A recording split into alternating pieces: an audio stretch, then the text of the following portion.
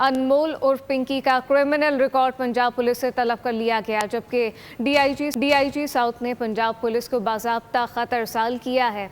अनमोल उर्फ पिंकी को high profile और आदि मुल्ज़िमा करार दिया गया। पिंकी के खिलाफ मंशियात, असलहा, दीगर मुकदमात का हवाला भी खत में शामिल है, जबकि डीआईजी साउथ सैयद असद रजा की जानिब से खत जारी किया गया। पिंकी केस में बैनुल सूबाई सतह पर भी तहकीकात का दायरा कार वसी कर दिया गया है। ये फैसला किया गया जबकि पिंकी के खिलाफ मंशियात, असलहा, दीगर मुकदमात का हवाला भी खत में शामिल किया गया है।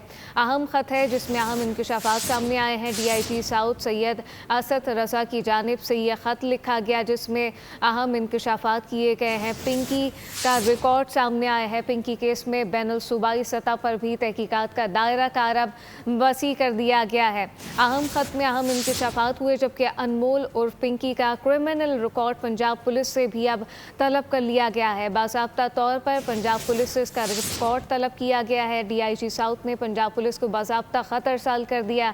खत में अहम इंकशाफात सामने आए हैं। क्रिमिनल रिकॉर्ड है। अनमोल उर्फ पिंकी को हाई प्रोफाइल और आदि मुल्ज़िमा करार दिया गया।